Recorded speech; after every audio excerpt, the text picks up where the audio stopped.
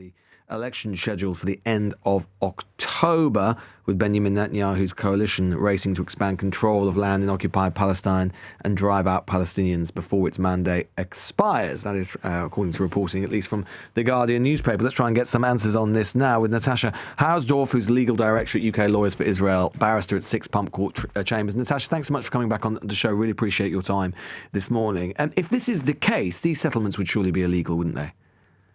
Well, that is the misnomer that has to be dealt with head on here. I mean, this article from The Guardian that you've quoted from is predicated on that false premise. It's also replete with other falsehoods.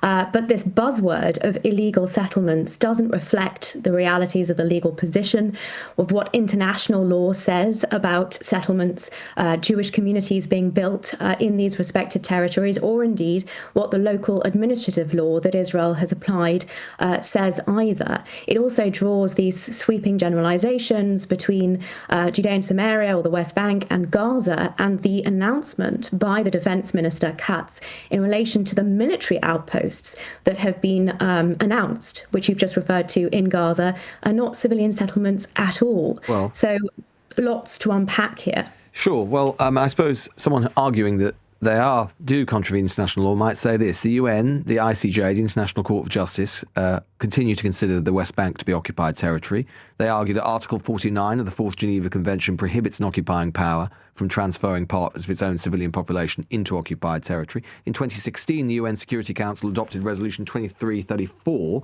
which states that Israeli settlements in occupied Palestinian territory, including East Jerusalem, have no legal validity and constitute a flagrant violation under international law. And as recently as 2024, the ICJ issued an advisory opinion reaffirming that Israeli continued occupation and new settlements are contrary to international law. So if all of these international organisations, which literally adjudicate on international law, are telling us it's illegal, we ought to listen to them, shouldn't we? Let me deal with those 4 planks one by one. The ICJ advisory opinion is not any binding instrument in international law. It is as valid as the analysis that has gone into it, and I've spoken on many previous occasions about the problems there. The UN Security Council resolution that you've referred to, 2334, also not a binding UN instrument, not under international law. These are political resolutions which have made their way, to be sure, into other proclamations of the UN, but that is not international law. As to the first 2 points you raised, in relation to Article 49 of the Fourth Geneva Convention, this is a massive misrepresentation of what that provision was drafted to prohibit. It relates to the Nazi practice of forcibly transporting, ironically here, mostly Jews, into occupied territory in order to take them to concentration camps, extermination camps, forced labor camps. That is the forcible transfer of a civilian population, and it is a state transfer. So that doesn't apply in respect of individuals moving of their own free will as an expression of their own volition at all. That analysis simply fails, and it's good to have the opportunity to drill down into these points, and I'm very grateful that you've raised them. I'm grateful to you. I'm grateful to you, Natasha.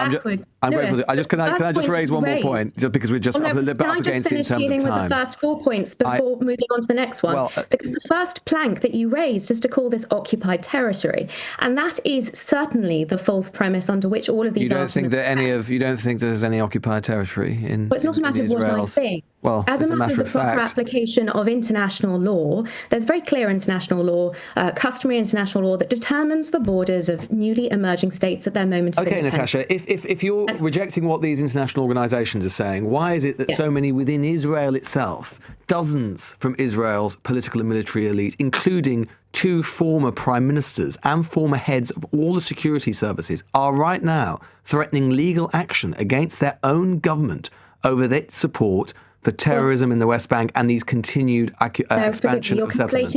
You're conflating 2 completely separate things. I'll come on to that announcement, if I may, in due course. But it's very important to understand Israel's a democracy. People can say whatever they like. Whether it has actual basis in law or facts is irrelevant. So there are no limits to settlement in your view? There should be no limits to settlement? No, No, again, you're putting words in my mouth. I'm But just coming trying on to to find the out. warnings that have been raised, understandably, because of the situation that's developing in Judea and Samaria in the West Bank, that is in relation to what have been called disaffected youth. They are a serious problem and they need to be dealt with head on. Criminal troublemakers that have been attacking both Israeli police, Israeli army outposts, so-called settlers, Jewish residents in the area, and Arab Palestinians. And that criminality is what was being called out, and the government was being put under more pressure to deal with The it. Defence Minister, Israel Katz, has told Channel 14 that he felt good seeing the wasteland of rubble that have replaced Palestinian homes and communities in most of Israeli-occupied Gaza. When we hear statements like that, do you understand why so many listeners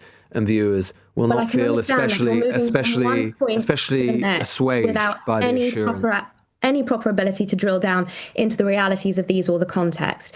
The context of that speech was after the 7th of October attacks in Israel's military campaign in Gaza. That has nothing to do with what you've just raised, which is with respect to attacks on Israeli civilian communities in Judea and Samaria, and the misrepresentation of this as settler violence. If you look at UN statistics, did you know, Lewis, that if an elementary school or primary school class goes and visits the ancient site of Shiloh, according to the UN data, that is settler violence? Did you know that Israel now controls 65% of Gaza, which is beyond even the 53% agreed under the ceasefire by Donald Trump? So that government is going beyond even what Donald Trump thinks is a good idea. This is a measure that has just been updated in the last 2 days because of the Board of Peace's failure to negotiate the disarmament of Hamas. There have been further. We're out of time. Very simple question to you, Natasha. We're out of time. Do you believe, Natasha, do you believe that there should be any limits to Israeli settlement in the West Bank? Yes or no? I have a serious problem with this idea that Jews should not be permitted to live in certain areas because they are Jews. And no, it's just because they're the homes of Palestinians. It's nothing to do with the fact they're Jewish. They're someone else's home. Incorrect. It's someone else's home. Incorrect. These people have lived in the West Bank for generations. No, this is built on state land. It is categorically a misrepresentation, Lewis, that you have just suggested that anyone has been dispossessed as a result of these proposals. Even the Peace Now website, which is one of the biggest attackers of these proposals. Israel hasn't dispossessed anybody in the West Bank. No, it certainly has not. Okay.